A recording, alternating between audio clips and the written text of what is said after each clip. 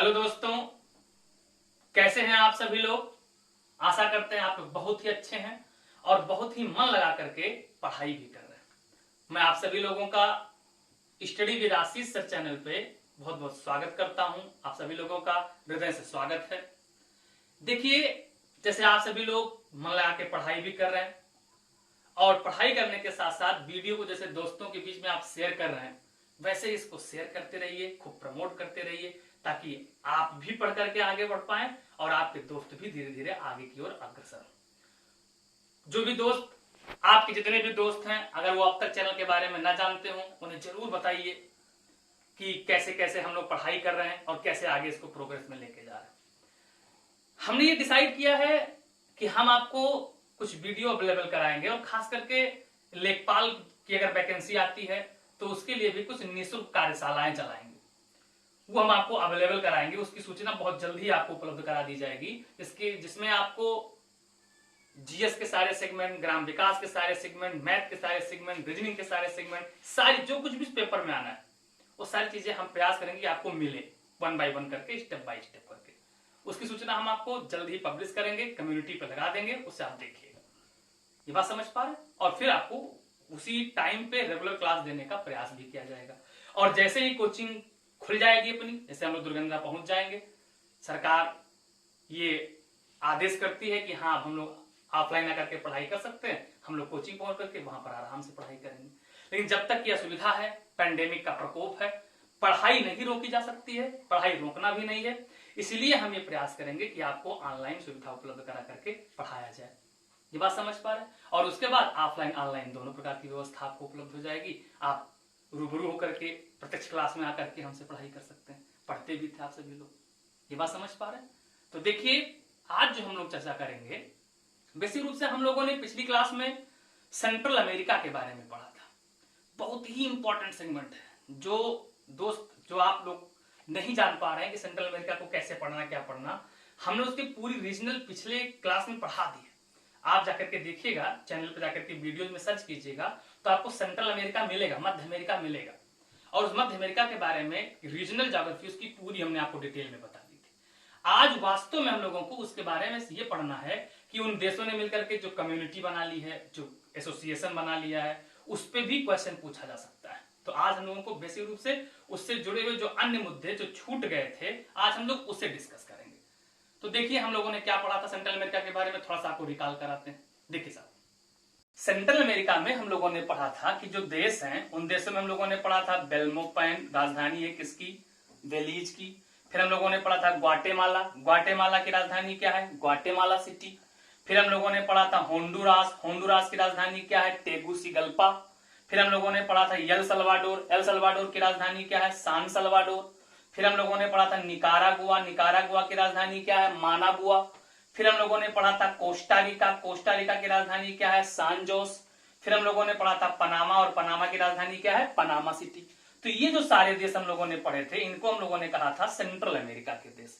जिसके उत्तर में किसको पढ़ा था? मैक्सिको को। और यहां हम लोगों ने पढ़ा था कोलंबिया को, जो कि साउथ अमेरिका कॉन्टिनेंट का देश है। इसके पूरब में पूरा कैरेबियन सागर है और इसके पश्चिम में प्रशांत महासागर है। इतनी बात समझ में आई? अब थोड़ा हम लोगों को देखना है कि कैरेबियन सागर के देश कौन कौन से हैं, उसे भी देख लें, तब एसोसिएशन पढ़ना शुरू करें। देखिए जरा, तो अभी हम लोगों ने देखा कि ये जो देश हैं, बेलीज, ग्वाटेमाला, सान सल्वाडोर, होंडुरास, निकारागुआ, कोस्टारिका और पनामा, ये हो गए सेंट्रल अमेरिका के देश, ये मध्य अमेरिका हो गया। अब इसके बाद अगर हम लोग देखें तो ये कैरेबियन सागर, ये कौन सागर है आपको दिख रहा है? कैरेबियन सागर। कैरेबियन सागर में कई सारे आइलैंड हैं और उन आइलैंड पर कई अलग अलग देश स्थित हैं। वास्तव में अगर हम देखें तो इस कैरेबियन सागर के उत्तर में अगर हम लोग देखें, देखो यहां ध्यान दीजिएगा, ये लिखा है क्यूबा। क्यूबा के बाद देखो लिखा है केमन आइलैंड। केमन आइलैंड के बाद देखो लिखा है जमैका। जमैका के बाद देखो हैती। हैती के बाद डोमिनिकन रिपब्लिक और डोमिनिकन रिपब्लिक के बाद प्यूर्टो रिको।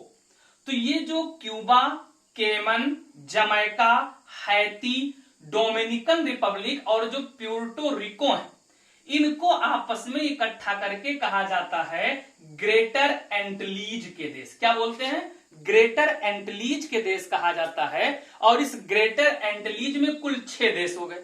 एक कौन सा हो गया? पहला क्यूबा, दूसरा केमन, तीसरा जमैका, चौथा हैती, पांचवा डोमिनिकन और छठा कौन सा? Puerto Rico. ये 6 देश हो गए। उसके बाद अगर हम लोग देखें तो इसके पूरब यानी कैरेबियन सागर के पूरब में और दक्षिण में अगर आकर के देखें तो यहां पर भी कई छोटे छोटे आइलैंड का समूह है। और जो ये कई छोटे छोटे आइलैंड का समूह है इनको कहा जाता है लेसर एंटिलेस। क्या बोलते हैं?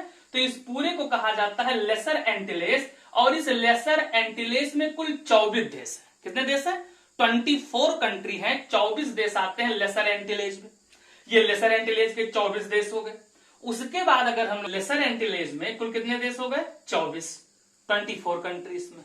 उसके बाद इस क्यूबा और इन सबके उत्तर में अगर हम चले जाएं तो ये पूरा जो क्षेत्र आपको दिख रहा है इसको कहा जाता है लुकायन आर्कीपेलाजो। क्या बोलते हैं इसको? लुकायन आर्कीपेलाजो कहते हैं। इसमें मेन रूप से 2 देश आते हैं।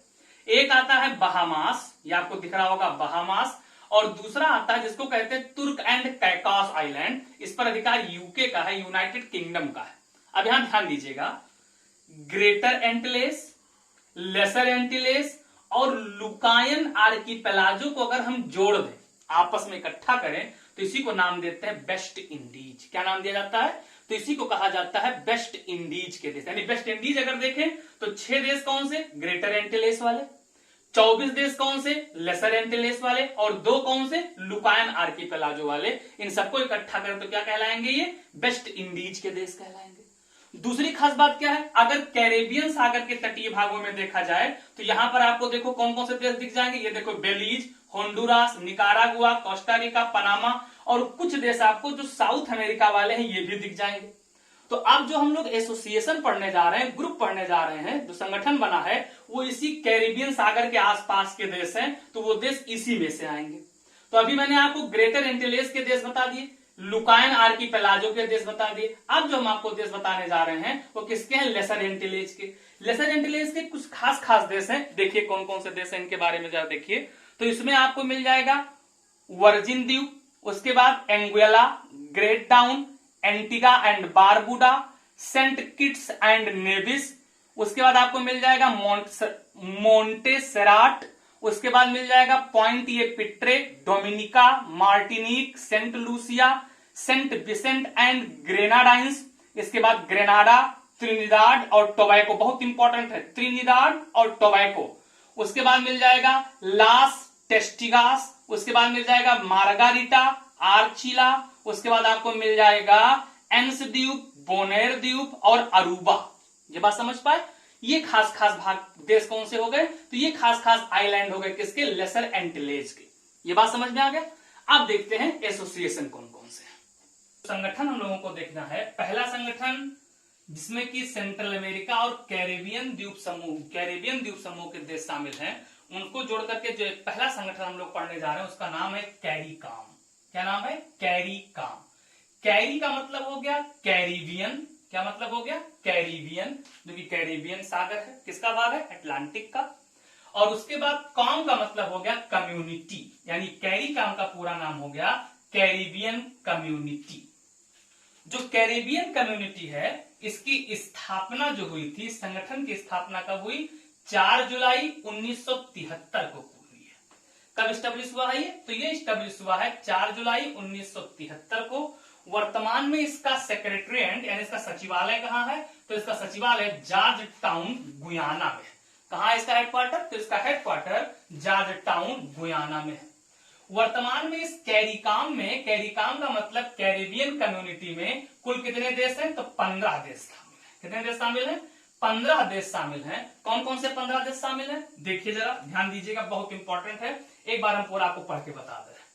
15 देशों में पहला है एंटीगुआ एंड बारबुडा, दूसरा है बारबाडोस, तीसरा है बहामास, चौथा है बेलीज, पांचवा है डोमिनिका, छठा है ग्रेनाडा, सातवां है गुयाना, आठवां है हैती, अभी सारे देश देख चुके हैं, नौवां है जमैका, 10वां है मॉन्टिसेरेट, 11वां है सेंट किट्स एंड नेविस, 12वां है सेंट लूसिया, 13वां है सूरीनाम, 14 है सेंट विसेंट एंड ग्रेनाडाइंस, और उसके बाद 15वां है त्रिनिदाद एंड टोबैको। ये सारे देश तो आपको याद नहीं रह पाएंगे, लेकिन आप इतना जरूर याद रख सकते हैं कि अगर मान लो कि कभी क्वेश्चन आता है कि यहाँ कैरिकाम में की स्थापना कब हुई, तो कैरिकाम की स्थापना कब हुई? 1973 में। कुल कितने मेंबर कंट्री हैं? 15। हेडक्वार्टर कहाँ है? जॉर्ज टाउन गुयाना में। अगर इन देशों को एक दो बार आप देख लेंगे तो पेपर में अगर सवाल आ जाता है कि निम्न में से कौन सा इसका मेंबर कंट्री है या कौन सा नहीं है, तो आप इलिमिनेट करके आंसर आसानी से कर ले जाएंगे। अगर ये 15 देश आप 2 बार पढ़ लेंगे तो आपको इतना याद रहेगा कि हाँ ये इसमें है। जैसे कैसे याद रखोगे? आपने देख लिया कि Antigua, Barbuda, Bahamas, Barbados, Belize, Dominica, Grenada, Guyana, Haiti, Jamaica, फिर Montserrat, Saint Kitts and Nevis, Saint Lucia, Suriname, Saint Vincent and Grenadines, उसके बाद कौन सा? Trinidad and Tobago. ये बात समझ में है? तो एक एसोसिएशन हम लोगों ने कौन सा देख लिया? कैरिकाम। अब दूसरा एसोसिएशन देखते हैं। देख, दूसरा है सीलैक, CELAC। दूसरा कौन सा है? सीलैक। दूसरा संगठन है, इसका पूरा नाम है कम्युनिटी ऑफ किसका कम्युनिटी? तो कम्युनिटी ऑफ लैटिन अमेरिकन, यानी जो लैटिन अमेरिका के देश हैं उनकी कम्युनिटी। और किसका है? And Caribbean states. और कौन से हैं? और कैरेबियन स्टेट्स। तो सीलैक का पूरा नाम है community of Latin America and Caribbean states. पहली बात यहां एक बात क्लियर रखिएगा, कैरेबियन स्टेट की अगर बात की जाए तो इसको मैंने अभी आपको बता दिया है कि कैरेबियन स्टेट में कौन कौन से आ जाएंगे? वह सारे देश जो कैरेबियन सागर के किनारे किनारे स्थित है। तो जो इसके कोस्ट पर स्थित हैं वो किसमें आ जाएंगे? कैरेबियन स्टेट में आ जाएंगे। और कैरेबियन स्टेट में मैंने आपको वेस्ट इंडीज का भी एग्जांपल दिया था, क्लियर एकदम? वो अभी देखेगा, पीछे हमने बता दिया है आपको। लैटिन अमेरिका की अगर हम लोग बात करें तो लैटिन अमेरिका में आता है मैक्सिको। कौन सा देश आता है? लैटिन अमेरिका में आएगा मैक्सिको, प्लस पूरा सेंट्रल अमेरिका आता है, जो अभी मैंने आपको बताया था सेंट्रल अमेरिका। और सेंट्रल अमेरिका के साथ साथ इसी में साउथ अमेरिका कॉन्टिनेंट भी आता है। यानी मैक्सिको, सेंट्रल अमेरिका और साउथ अमेरिका को आपस में जोड़ करके क्या नाम दिया जाता है? उसको लैटिन अमेरिका कहते हैं। तो जो सीलैक है, community of Latin America and Caribbean states है। कम्युनिटी ऑफ किसका? Latin America. और कौन सा है? Caribbean state. क्या कहलाता है? सीलैक कहलाता है। इसमें लैटिन अमेरिका के भी देश शामिल होंगे और कहां के देश शामिल हो सकते हैं? कैरेबियन स्टेट के देश शामिल हो सकते हैं, यानी वेस्ट इंडीज वाले देश भी आ सकते हैं। तो इसकी स्थापना, सीलैक को स्टैब्लिश कब किया गया? तो सीलैक की स्थापना हुई थी 23 फरवरी 2010 को। कब स्टैब्लिश हुआ ये? 23 सितंबर 2010 में हुआ है। देखो यार, अब अगर इसमें देखा जाए तो वर्तमान में 37 देश है। 32 देश को अलग अलग कैटेगरी में डिवाइड किया गया है। पहला बांटा गया है स्पेनिश स्पीकिंग कंट्री, यानी वह सारे देश जहां स्पेनिश भाषा बोली जाती है, स्पेन की भाषा स्पेनिश। उसमें कुल 18 देश है। वो किसके मेंबर है? सीलैक के। उसके बाद अगर हम देखें तो दूसरा बांटा गया है इंग्लिश स्पीकिंग कंट्री। उसमें कुल कितने देश? 12। कौन से? इंग्लिश स्पीकिंग वाले कितने? 12। फिर देखा जाए फ्रेंच स्पीकिंग। फ्रेंच स्पीकिंग कौन सा? एक देश। और उसके बाद कौन सा? डच स्पीकिंग का कौन सा? एक। तो 18 देश स्पेनिश वाले, 12 देश इंग्लिश बोलने वाले, एक देश फ्रेंच बोलने वाला और एक देश कौन सा? डच बोलने वाला। 18, 12, 1, 1, कुल कितने देश? 32। तो कितने देशों का ग्रुप है ये? 32 देशों का ग्रुप है। तो आइए इसमें कितने देश शामिल हैं? 18। इनके नाम देखते हैं, इसके 12 देशों के नाम देखते हैं, इसके एक देश का नाम और इसके एक देश का नाम देखते हैं। देखिए जरा, देश हैं इसमें हम लोगों ने कितनी कैटेगरी में बांटा था? 4 कैटेगरी में। पहला कौन सा बनाया था? स्पेनिश स्पीकिंग में 18 देश। 18 देश देखिए, पहला हो गया Argentina, Bolivia, Chile, Colombia, Costa Rica, Cuba, Dominican Republic, Ecuador, El Salvador, Guatemala, Honduras, Mexico, Nicaragua, Panama, Paraguay, Peru, Uruguay और वेनेजुएला। ये किसमें हो गए? स्पेनिश स्पीकिंग वाले 18 देश हो गए। उसके बाद इंग्लिश स्पीकिंग वाले 12 देश कौन कौन से हो गए? देखो, Antigua and Barbuda, Bahamas, Barbados, Belize, Dominica, Grenada, Guyana, Jamaica, Saint Kitts and Nevis, Saint Lucia, Saint Vincent and Grenadines, और उसके बाद त्रिनिदाद एंड टोबैको।